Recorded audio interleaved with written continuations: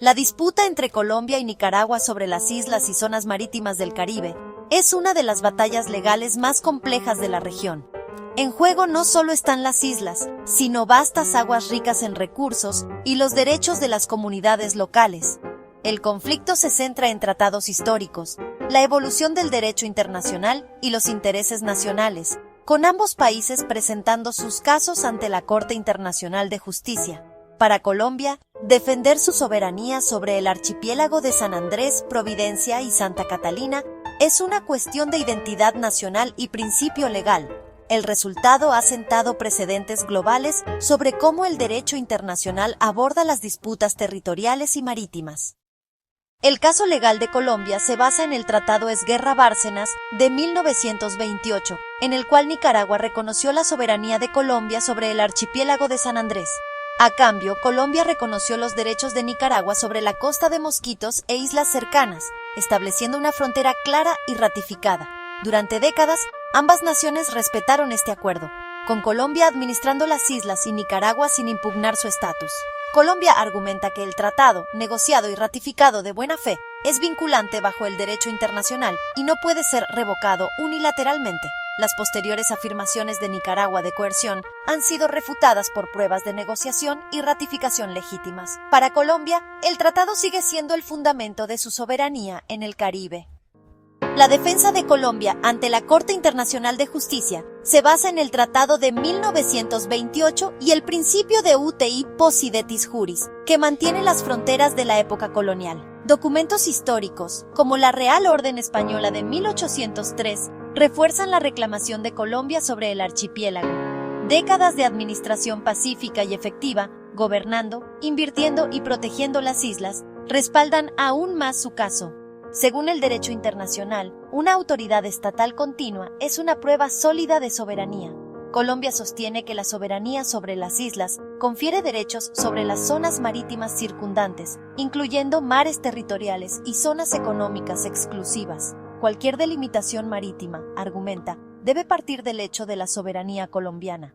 Las islas no son solo rocas, sino que generan sus propios derechos marítimos. Dos convenciones clave dan forma a la disputa: el Convenio de Viena sobre el derecho de los tratados y la Convención de las Naciones Unidas sobre el derecho del mar.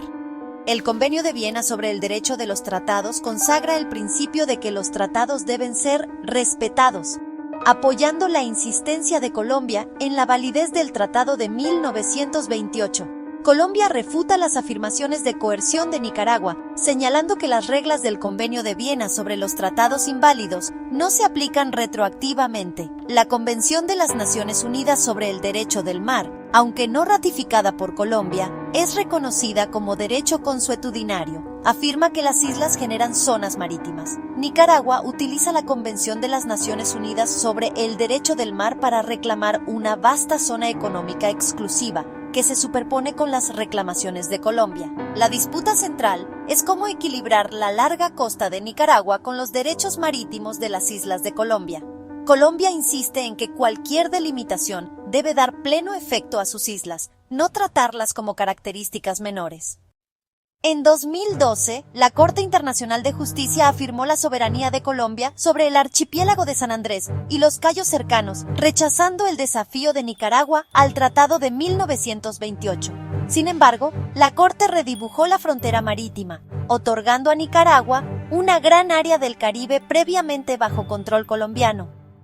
La nueva frontera creó enclaves alrededor de las islas colombianas, priorizando la costa continental de Nicaragua en la delimitación. Los colombianos reaccionaron con sorpresa, ya que el fallo aseguró las islas, pero les quitó importantes recursos marítimos. El gobierno declaró el fallo inaplicable sin la aprobación del Congreso y se retiró del Pacto de Bogotá, rechazando la autoridad de la Corte Internacional de Justicia sobre sus fronteras. La decisión dejó a Colombia con la soberanía confirmada sobre las islas, pero con una zona marítima disminuida, lo que afectó a las comunidades pesqueras locales. La batalla legal se centró en la implementación de la nueva frontera y los derechos de las poblaciones afectadas.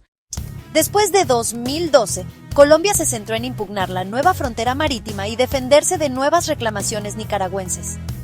Mantuvo que cualquier cambio de frontera requiere un tratado ratificado por el Congreso, no solo un fallo judicial.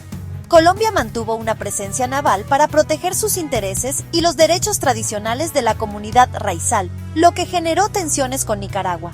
Nicaragua presentó nuevos casos ante la Corte Internacional de Justicia, acusando a Colombia de violar sus derechos marítimos y buscando una plataforma continental extendida. Colombia argumentó que la Corte Internacional de Justicia carecía de jurisdicción y que las reclamaciones de Nicaragua eran infundadas. En 2022, la Corte Internacional de Justicia encontró que Colombia había violado los derechos de Nicaragua, pero en 2023 rechazó la reclamación de Nicaragua de una plataforma continental extendida protegiendo las aguas colombianas. La estrategia legal en evolución de Colombia ahora enfatiza la unidad del archipiélago y los derechos humanos de sus habitantes.